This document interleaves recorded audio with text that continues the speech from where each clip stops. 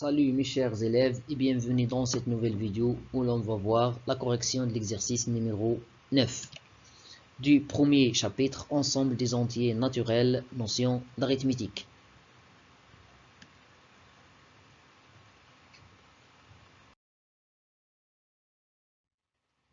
L'exercice dit soit x et y deux entiers naturels tels que le PPCM de xy égale à 84 et x fois y égale à 1764.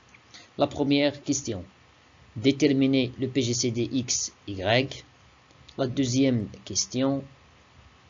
Déterminer les facteurs premiers communs entre les deux décompositions de ces deux nombres. La troisième question. En déduire une valeur de x et y.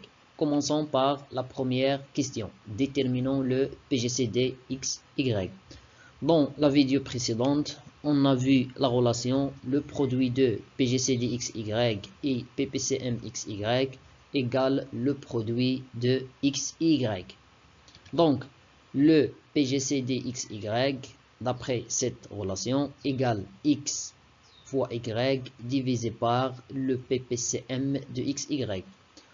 Alors, pour avoir ou bien pour déterminer le PGCD, il suffit de remplacer chaque terme par sa valeur convenable. D'où le PGCD de x, y égale 1764 divisé par 84 égale à 21 et 21 égale à 7 fois 3.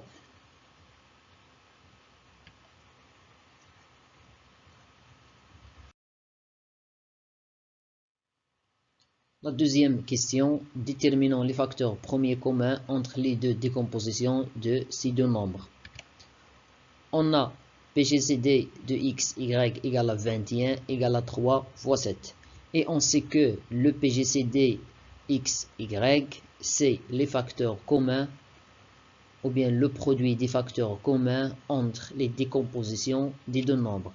Cela signifie que les facteurs premiers communs entre les deux décompositions de x et y sont 3 et 7, puisque le PGCD contient 3 et 7.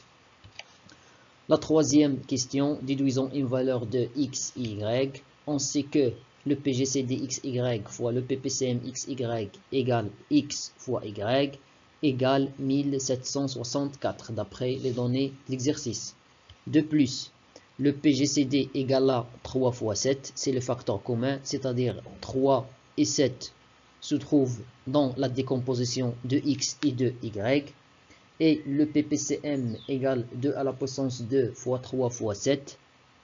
On a dit que 3 et 7 sont les facteurs communs, alors 2 c'est un facteur non commun, c'est-à-dire soit il se trouve dans x, soit il se trouve dans y. Alors, puisque 3 fois 7 se trouve dans les deux décompositions, alors je prends x égale à 21. Ici, il contient aussi 3 fois 7.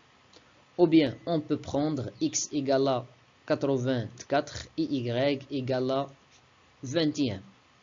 D'où on a déterminé une valeur de x et de y.